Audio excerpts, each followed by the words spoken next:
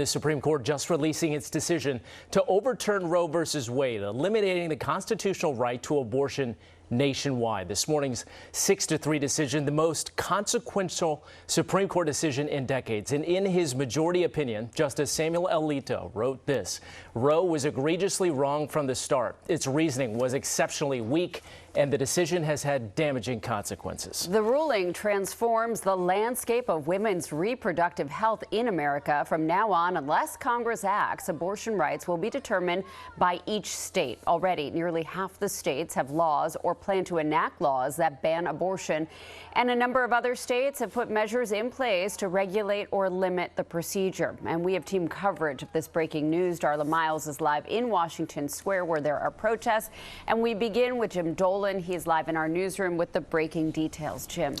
Well, Lauren, the United States Supreme Court today upended half a century of established law in America, stripping away a woman's constitutional right to an abortion and instead leaving it up to state legislatures to decide whether women should be allowed dominion over their own bodies. Justice Samuel Alito wrote that Roe was never soundly argued, should never have been the law. And today, 5 conservative justices sided with him, and in so doing, set off a national firestorm.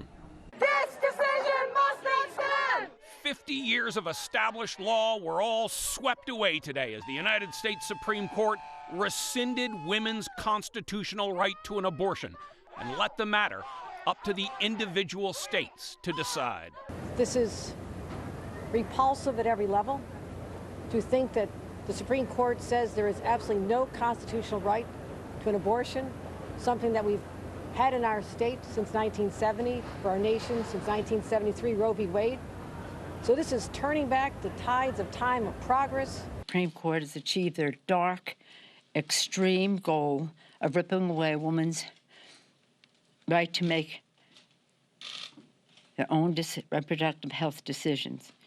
Because of Donald Trump, Mitch McConnell, and the Republican Party, their supermajority in the Supreme Court, American women today have less freedom than their mothers.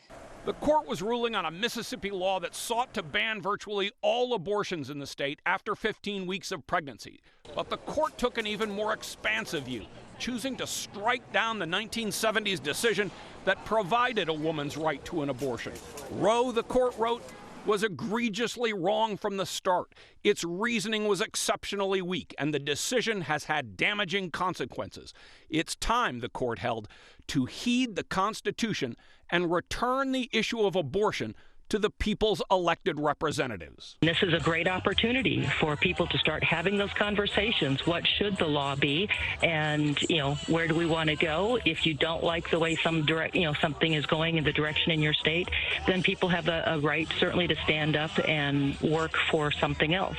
Certainly Democrats see this as a cleaving issue in future elections. Elect more MAGA Republicans if you want nationwide abortion bans. Elect more MAGA Republicans if you want women and doctors to be prosecuted. In some states like New York and New Jersey, very little will change. State law already allows a woman to decide, and knowing this decision was coming down, New York and other states have already strengthened some of those laws. But many conservative states have trigger laws in place, banning abortion the moment the Supreme Court rules they are allowed to. Today, the Supreme Court swept open the door to all of that.